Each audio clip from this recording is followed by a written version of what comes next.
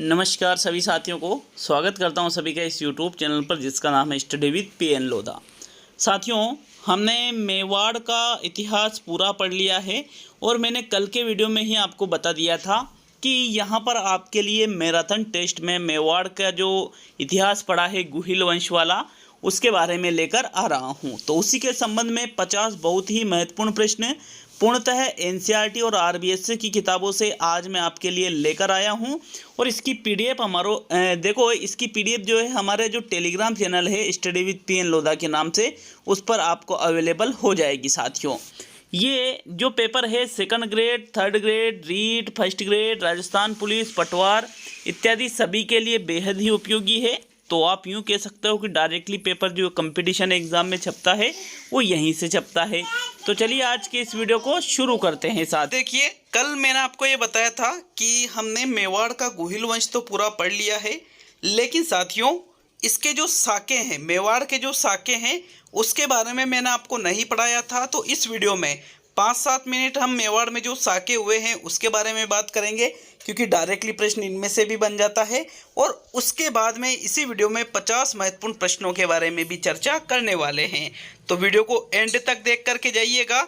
हम राजस्थान का इतिहास हमारे चल रहा है, इसमें मेवाड़ के साके व वस्तुनिष्ठ प्रश्न आज के इस वीडियो में हम देखने वाले हैं।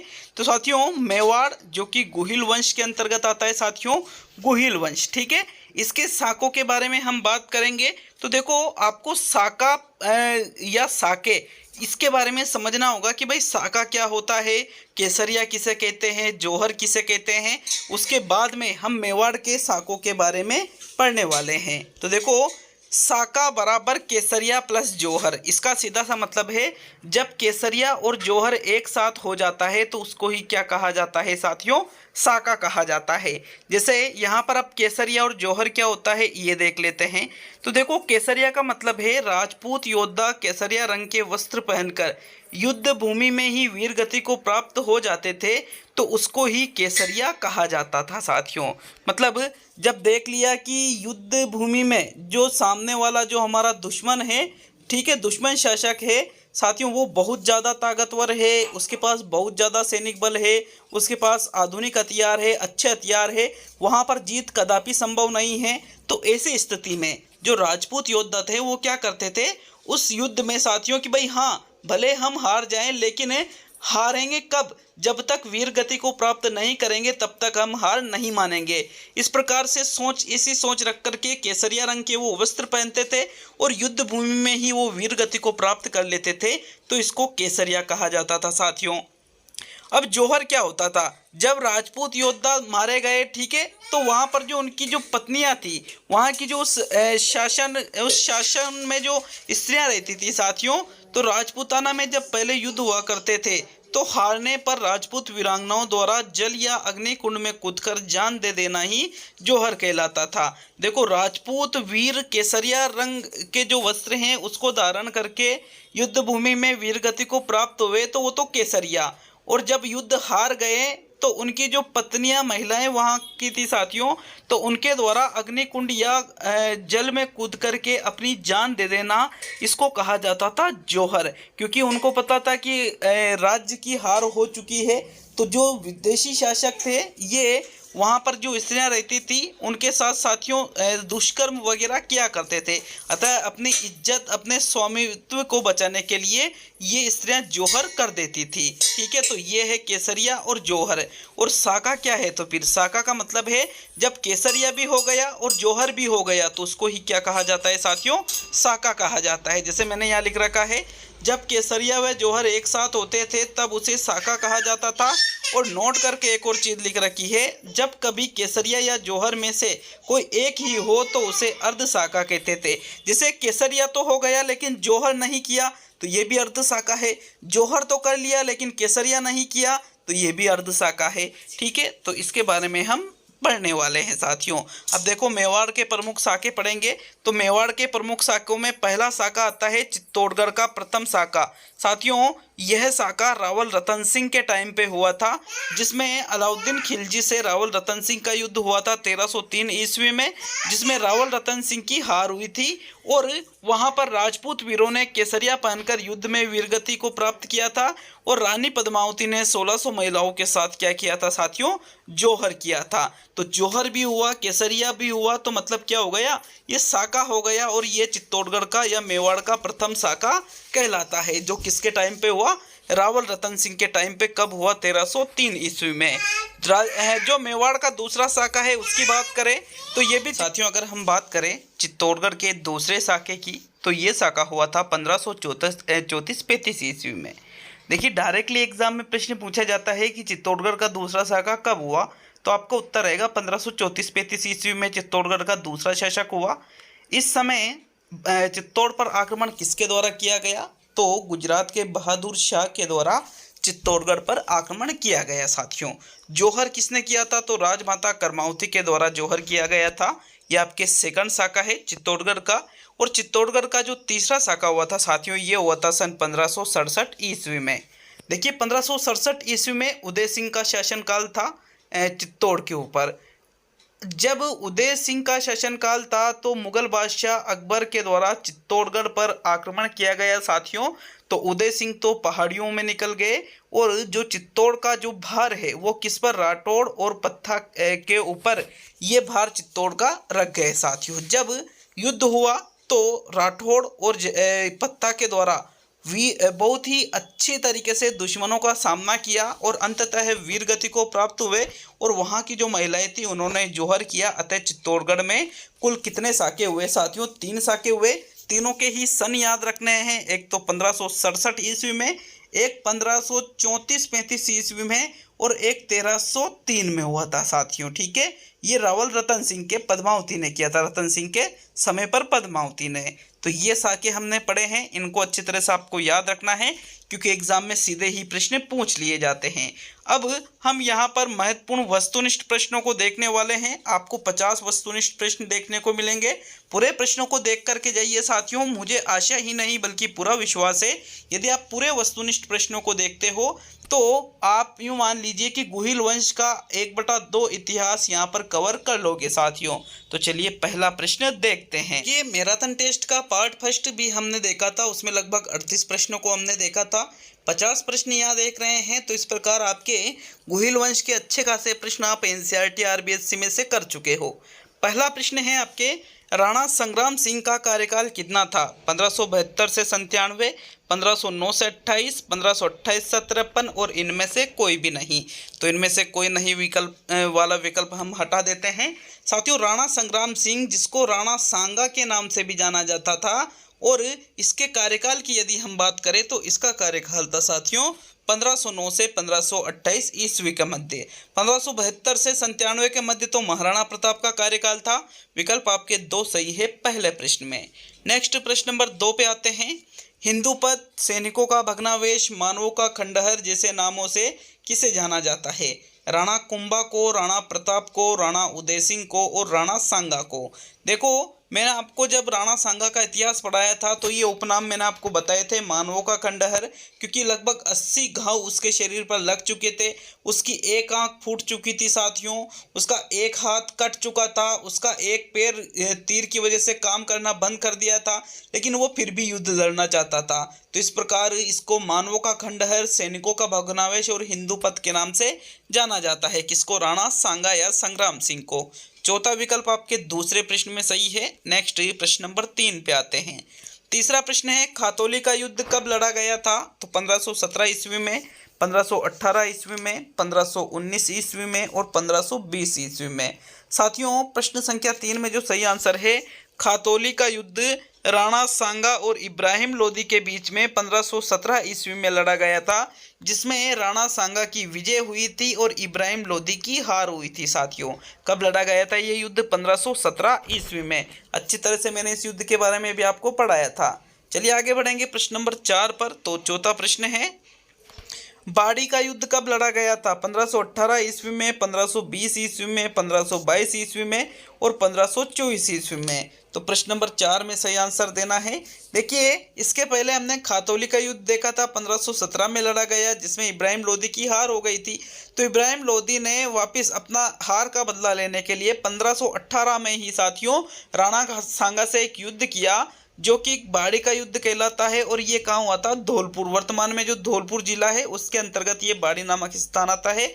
तो ये बाड़ी का युद्ध 1518 में सांगा और इब्राहिम लोदी के बीच में लड़ा गया था। इसमें भी सांगा की विजय और इब्राहिम लोदी की हार हुई थी। उसके बाद इब्राहिम लोदी का दोबारा हिम्मत नहीं हुई कि वो सांगा पर आक्रमण करे। तो विकल्प आपके एक सही है प्रश्न नंबर 4 में। नेक्स्ट आगे बढ़ेंगे प्रश्न नंबर 5 पर। पांचवा प्रश्न है आपके, बयाना का युद्ध कब लड़ा गया था? 16 जनवरी 1527, 16 फरवरी 1527, 16 मार्च 1527 और 16 अप्रैल 1527। जो बयाना के युद्ध की बात करें तो ये युद्ध लड़ा गया था 16 फरवरी 1527 ईस्वी को। किस किस के मध्य ये युद्ध लड़ा गया था? राणा सांगा और बाबर के मध्य ये युद्ध लड़ा गया था, जिसमें बाबर की हार हुई थी और राणा सांगा की विजय हुई थी साथियों। तो यहाँ आपके दूसरा विकल्प सही है प्रश्न नंबर 5 में। 16 फरवरी 1527 को बयाना, जो कि भरतपुर में पड़ता है, ये युद्ध लड़ा गया था साथियों। नेक्स्ट प्रश्न नंबर 6 पे आते हैं। तो छठा प्रश्न है, खानवा का युद्ध कब लड़ा गया था? 17 जुलाई 1527, 17 मार्च 1527, 17 दिसंबर 1527 और 17 अप्रैल 1527। तो देखो, जब यहाँ पे इसके पहले जो बयाना का युद्ध हुआ था उसमें बाबर की हार हुई थी। तो बाबर ने अपनी हार का बदला लेने के लिए वापस 1 महीने बाद ही युद्ध लड़ लिया सांगा से, जिसको खानवा का युद्ध कहा जाता है साथियों। और इस युद्ध को लड़ा गया था साथियों 17 मार्च 1527 को। विकल्प आपके 2 सही है। 17 मार्च 1527 को खानवा का युद्ध हुआ था। ये किस किस के मध्य? सांगा और बाबर के मध्य ये युद्ध हुआ था, सांगा वर्सेस बाबर के बीच में साथियों। इसमें बाबर की विजय हुई थी और राणा सांगा की इसमें हार हुई थी। कौन से युद्ध में? खानवा के युद्ध में। नेक्स्ट प्रश्न नंबर 7 पे आते हैं। तो 7वां प्रश्न है, ये देखो प्रश्न नंबर 7 को, सांगा के विरुद्ध बाबर ने तुलोगमा पद्धति का प्रयोग किस युद्ध में किया था? बयाना के युद्ध में, बाड़ी के युद्ध में, खानवा के युद्ध में और इनमें से कोई नहीं। तो कोई नहीं वाला विकल्प तो हम यहाँ से हटा देते हैं। अगर हम देखें साथियों तो यहाँ बाबर ने जो तुलोगमा पद्धति का प्रयोग किया था उसकी बात यहाँ पर की जा रही है प्रश्न नंबर 7 में। 7वें प्रश्न का जो सही आंसर है, जो 1527 को बाद वाला युद्ध लड़ा गया था साथियों, जो मार्च में युद्ध लड़ा गया था सांगा और बाबर के बीच में, जिसको खानवा का युद्ध कहा जाता है, इसमें ही बाबर के द्वारा तुलोगमा पद्धति का प्रयोग किया गया था, जिसमें बाबर की जीत भी हुई थी। तो विकल्प आपके 3 सही है प्रश्न नंबर 7 में। नेक्स्ट आगे बढ़ेंगे प्रश्न नंबर 8 पर। 8वां प्रश्न है आपके, खानवा के युद्ध में राणा सांगा के मूर्छित होने पर उनके राज चिन्ह को किसने धारण किया था? झाला बीदा ने, झाला अज्जा ने, झाला पृथ्वीराज ने और झाला रायमल ने। देखो, पृथ्वीराज और रायमल दोनों ही राणा सांगा के भाई थे, जिनसे इनमें उत्तराधिकार का संघर्ष छिड़ा था। अंत में राणा सांगा की जीत हुई थी और ये मेवाड़ के शासक बने थे साथियों। जब इन्होंने खानवा का युद्ध लड़ा था तो एक तीर इनके सिर में आकर घुस गया था, जिससे ये मूर्छित हो गए थे। उसके बाद में इनका जो राज चिन्ह था वो जिसके द्वारा धारण किया गया था, उनका नाम था झाला अज्जा। झाला अज्जा के द्वारा ही राणा सांगा के मूर्छित होने पर उनके राज चिन्ह को धारण किया गया था। तो सेकंड विकल्प आपके 8वें प्रश्न में सही है। नेक्स्ट प्रश्न नंबर 9 पे आते हैं साथियों। 9वां प्रश्न देख लेते हैं। आपके प्रश्न नंबर 9 है, राणा सांगा की मृत्यु कब हुई थी? तो 1527 ईस्वी में, 1528 ईस्वी में, 1529 ईस्वी में और 1530 ईस्वी में। साथियों, प्रश्न संख्या 9 का जो सही आंसर है, इसमें कौन सा विकल्प आपका सही रहेगा 9 में? तो देखो, राणा सांगा की मृत्यु की अगर हम बात करें तो इनकी मृत्यु 1528 ईस्वी में हुई थी। इनके ही सरदारों ने इनको जहर देकर मार डाला था साथियों। सेकंड विकल्प आपके प्रश्न संख्या 9 में सही है। नेक्स्ट आगे बढ़ते हैं प्रश्न नंबर 10 की ओर। तो चलिए 10वां प्रश्न देखेंगे। राणा सांगा की मृत्यु किस स्थान पर हुई थी? कालपी, बसवा, मांडलगढ़, कुंभलगढ़। आरबीएससी की किताब में बसवा दौसा दे रखा है, बट इसका वास्तविक आंसर बसवा दौसा नहीं है साथियों, बल्कि कालपी इसका सही उत्तर है।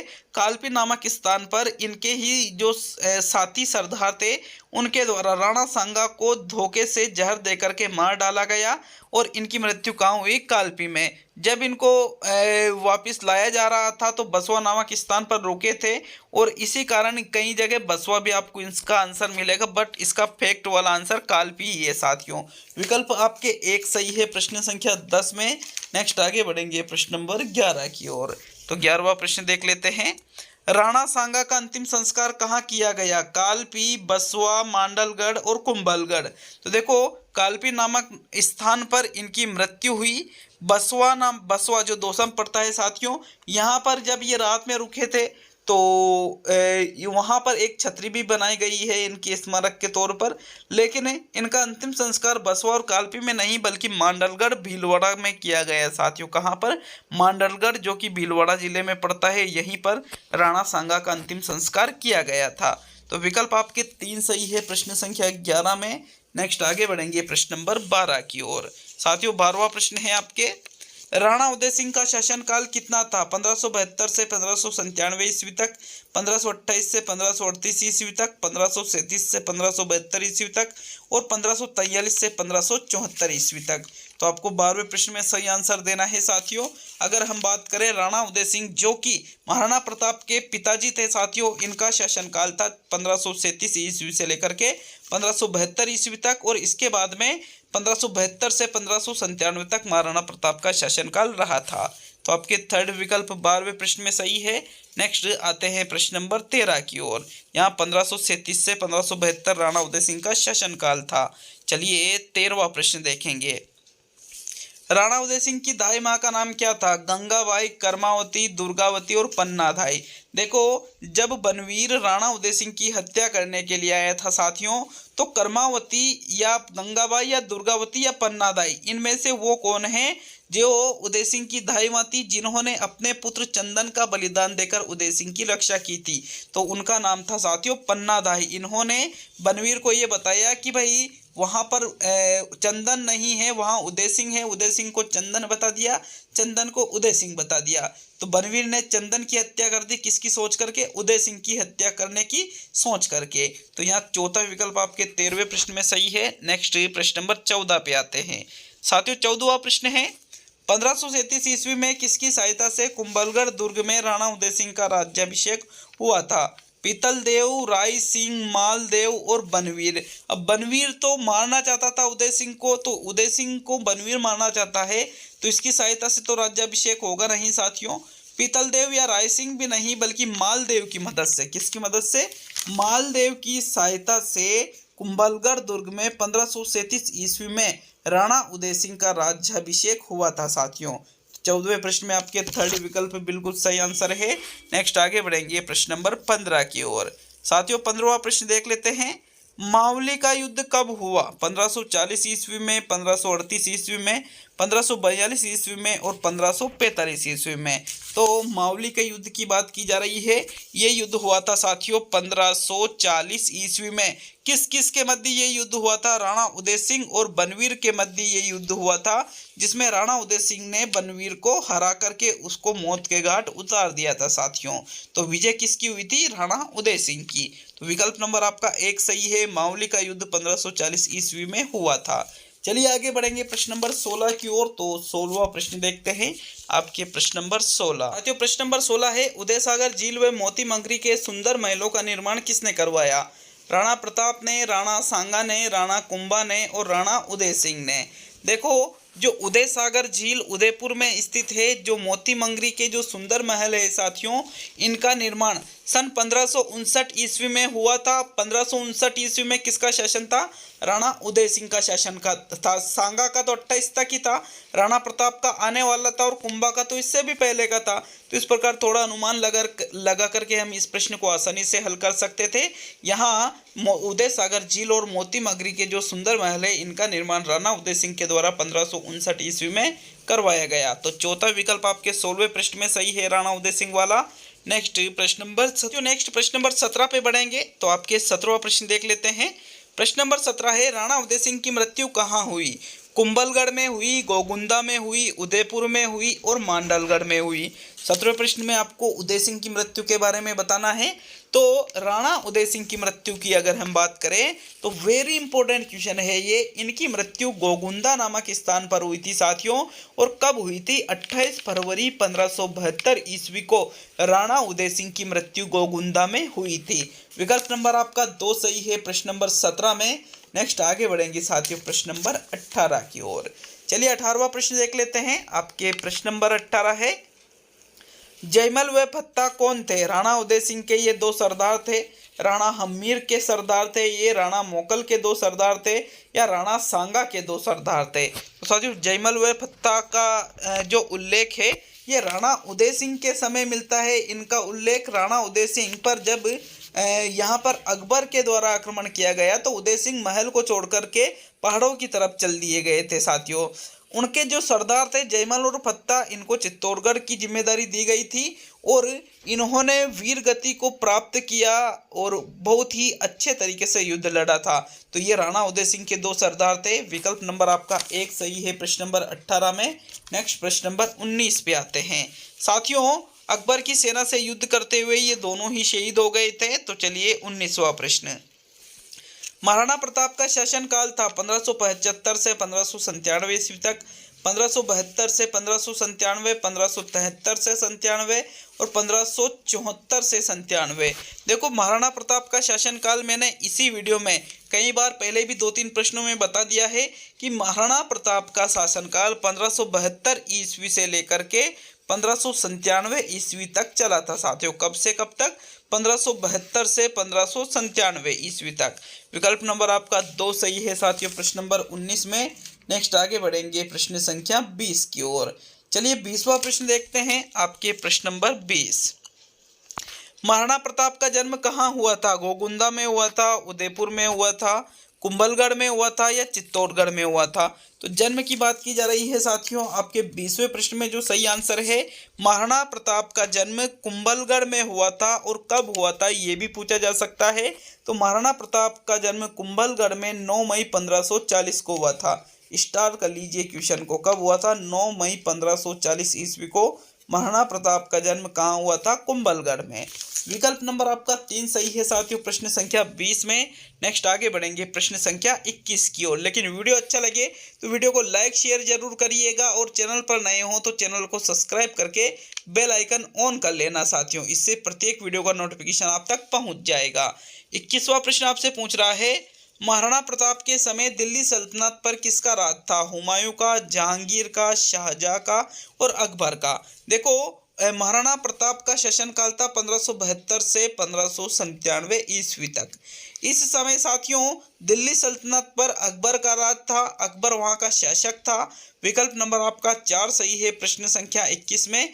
अकबर ही दिल्ली सल्तनत का शासक था महाराणा प्रताप के समय, क्योंकि महाराणा प्रताप के जो हल्दी घाटी का युद्ध हुआ था वो भी किससे हुआ था?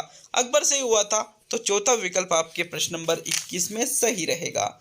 चलिए आगे बढ़ेंगे प्रश्न नंबर 22 की ओर। तो आपके 22वां प्रश्न देख लेते हैं, अकबर के द्वारा मेवाड़ को अपने अधीन करने के लिए मेवाड़ में कितने संधि या शिष्टमंडल भेजे थे?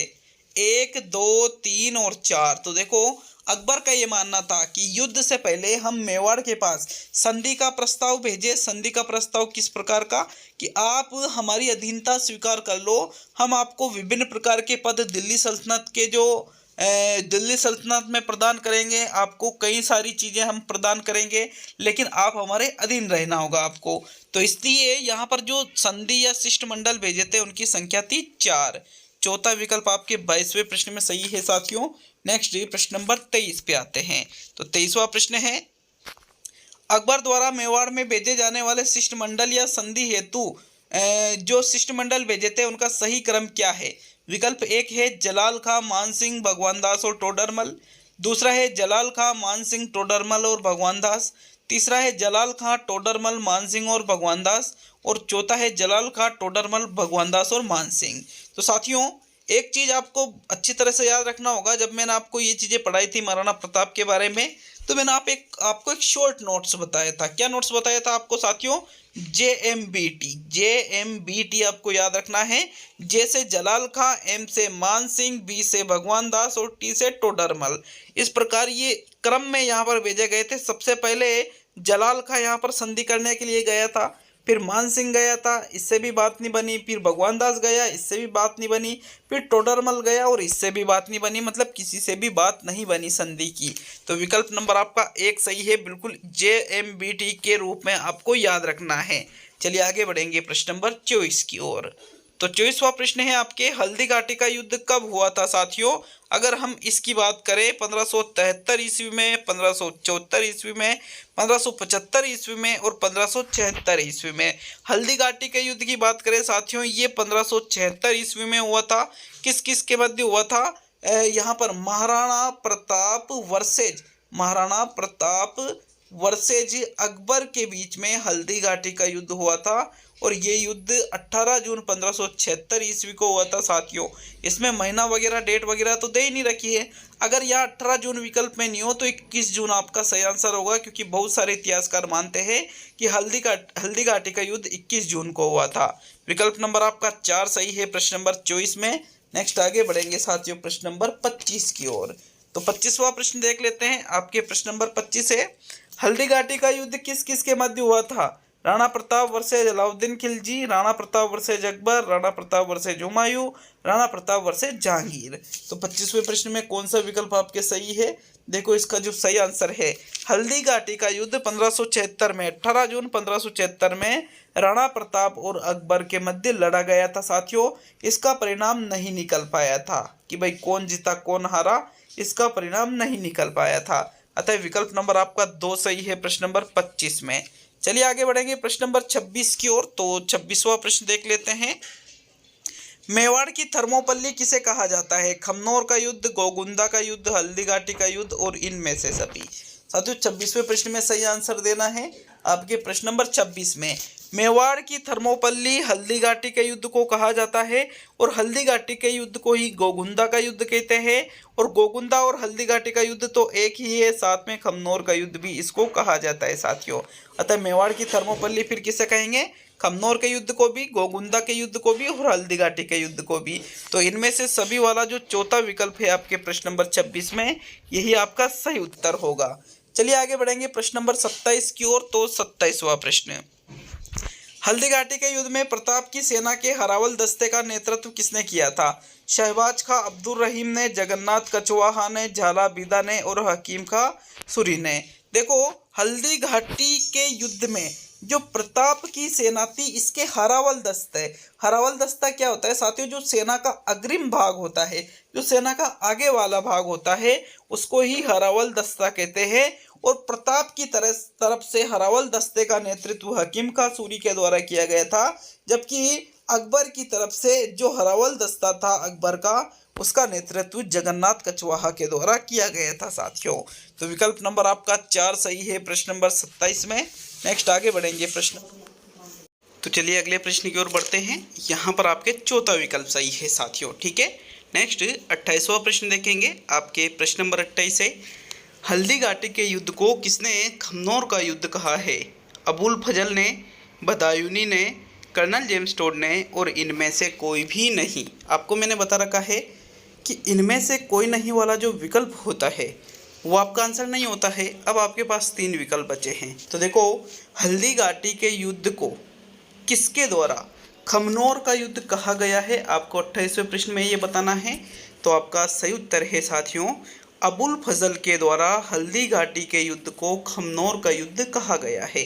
विकल्प 1 आपके 28वें प्रश्न में सही है, जबकि कर्नल जेम्स टोड ने इस युद्ध को क्या कहा था? हल्दी घाटी का युद्ध। और अगर हम बात करें बदायूनी की, तो बदायूनी के द्वारा इस युद्ध को गोगुंदा का युद्ध कहा गया है। किस युद्ध को? हल्दी घाटी के युद्ध को। और खमनोर का युद्ध, हल्दी घाटी के युद्ध को किसने कहा था? अबुल फजल ने। क्लियर है सभी के? और इस युद्ध को हल्दी घाटी का युद्ध किसने कहा था? कर्नल जेम्स टोड ने। चलिए आगे बढ़ेंगे प्रश्न नंबर 29 पर। तो 29वां प्रश्न, द्वेर का युद्ध कब हुआ साथियों? 1527 ईस्वी में, 1535 ईस्वी में, 1572 ईस्वी में और 1582 ईस्वी में। इस प्रश्न का आंसर लॉजिकल तरीके से आसानी से देख सकते हो। जैसे द्वेर का युद्ध किस किस के मध्य लड़ा गया था? एक तो महाराणा प्रताप के बीच में लड़ा गया था साथियों, राणा प्रताप वर्सेज अकबर की सेना के बीच में, वर्सेज अकबर की सेना के बीच में ये दिवेर का युद्ध लड़ा गया था। अब राणा प्रताप का कार्यकाल 1572 से तो चालू हुआ था, तो 27-35 तो गलत हो गया। और 72 से चालू होते ही पहले तो 1576 ईस्वी में यहाँ पर युद्ध हुआ था हल्दी घाटी का, और दिवेर का जो युद्ध हुआ वो हुआ था 1582 ईस्वी में, जिसमें महाराणा प्रताप की विजय हुई थी। ठीक है, यहाँ पर आपका फोर्थ विकल्प 29वें प्रश्न में सही है। नेक्स्ट ये प्रश्न नंबर 30 पे आते हैं। तो 30वां प्रश्न है, प्रताप ने अपनी राजधानी बनाई थी गोगुंदा को, चावंड को, चित्तौड़गढ़ को और उदयपुर को। तो देखो प्रश्न संख्या 30 में कौन सा विकल्प आपका सही है। यहाँ पर प्रताप के द्वारा जो राजधानी बनाई गई थी उसके बारे में पूछा गया है। साथियों, प्रताप के द्वारा जो राजधानी बनाई गई थी वो थी चावंड को। चावंड को प्रताप ने अपनी राजधानी बनाई थी, अतः सेकंड विकल्प आपके प्रश्न संख्या 30 में सही है।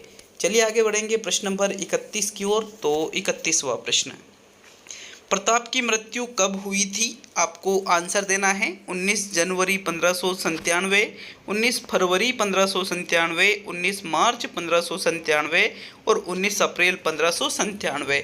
ये तो क्लियर है कि भाई प्रताप की मृत्यु 1597 में हुई थी, लेकिन यहाँ पर महीना और तारीख पूछी जा रही है साथियों। तो 31वें प्रश्न में आपके जो सही आंसर है, प्रताप की मृत्यु 19 जनवरी 1597 ईस्वी को हुई थी। विकल्प 1 31वें प्रश्न में सही है। हमें कमेंट बॉक्स में कमेंट करके ज़रूर बताइएगा कि कितने प्रश्न आपके सही बैठ रहे हैं। प्रश्नों का जो सेट है, प्रश्नों का जो समावेश है इस टेस्ट सीरीज में, वो आपको कैसा लगा। क्योंकि राजस्थान जीके की एनसीईआरटी और आरबीएससी की कक्षा 6 से 12 की पुस्तकें आपको निःशुल्क में पढ़ा रहा हूँ, और उन्हीं में से आपके लिए टेस्ट सीरीज चल रही है साथियों। चलिए 32वां प्रश्न देखते हैं। 32वां प्रश्न है, मेवाड़ में चक्रवीर के नाम से किसे जाना जाता है? उदय सिंह को, महाराणा प्रताप को, अमर सिंह को और राज सिंह को।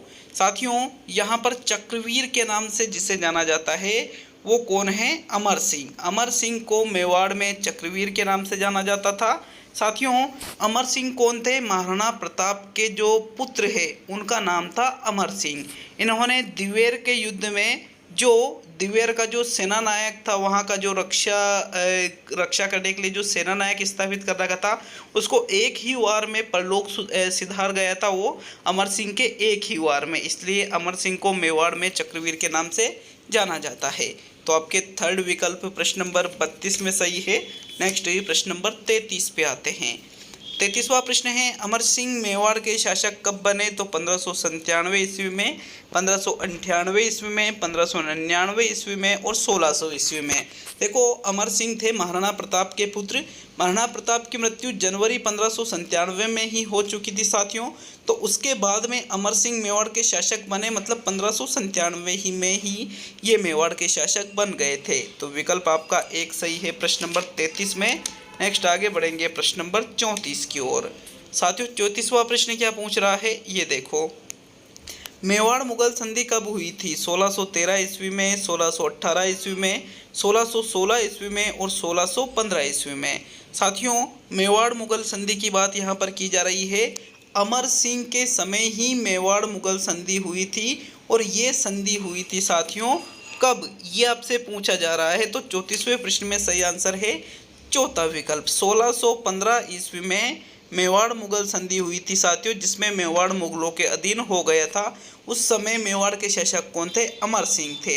उनके जो सामंत थे, सरदार थे, इनके द्वारा अमर सिंह पर दबाव डाला गया था कि आपको संधि करनी ही पड़ेगी मुगलों से, क्योंकि मुगल वहाँ पर बहुत ज़्यादा परेशान करने लग गए थे मेवाड़ को। नेक्स्ट प्रश्न नंबर 35 पे आते हैं। यहाँ आपके फोर्थ विकल्प सही है। तो 35वां प्रश्न, राजसमंद झील का निर्माण किसने करवाया? अमर सिंह ने, राणा प्रताप ने, उदय सिंह ने और राज सिंह ने।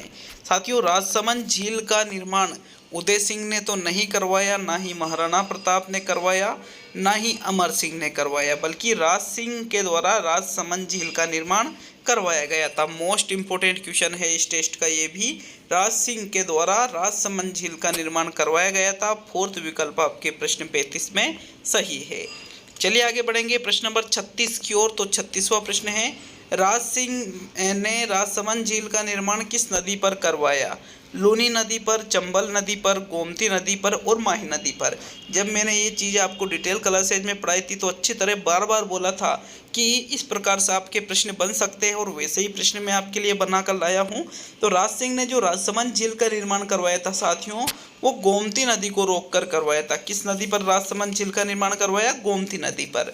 थर्ड विकल्प आपके 36वें प्रश्न में सही है। नेक्स्ट आगे बढ़ेंगे प्रश्न नंबर 37 की ओर। तो 37वां प्रश्न है, राज प्रशस्ति शिलालेख का निर्माण किसने करवाया? राणा कुंभा ने, राणा अमर सिंह ने, राणा राज सिंह ने और राणा प्रताप ने। देखो, अमर सिंह ने ऐसा नहीं किया है, ना ही प्रताप ने, ना ही कुंभा ने।